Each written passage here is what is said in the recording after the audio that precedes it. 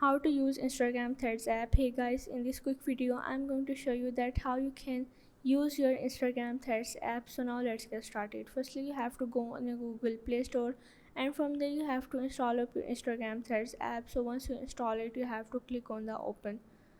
Once you are in here, you have to log in with your Instagram by adding up your Instagram profile. Once you add up your Instagram profile, you have to wait up a few seconds,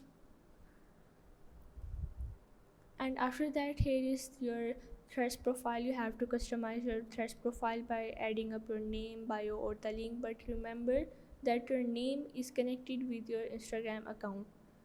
Once you add all of these, you have to click on the arrow, and here you'll have the option to choose between a public or your private profile. But remember that your private is selected by default even if you have a public Instagram account. And the next step is to follow the accounts. You can also click on the follow all the accounts that you follow on your Instagram. After that, here is the option that how the threads work. Here you can read all of the terms and conditions that are given by the Threads app.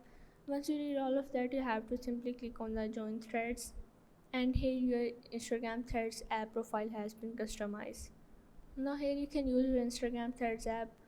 You can also add up your own threads. For that, you have to click on the new thread, and here you can add up the text that is based up to 500 characters long and includes the links, photos, and videos up to 5 minutes long. Once you add it, you have to click on the done. For adding the link from your gallery, you have to allow the threads to access your photos gallery.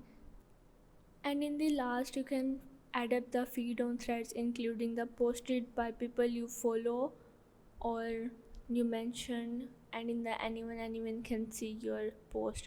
After that, you have to click on the post, and here your threads has been posted. Now if you want to view your threads, you have to click on the view, or you can also open up your profile, and by clicking on this heart you can like the post.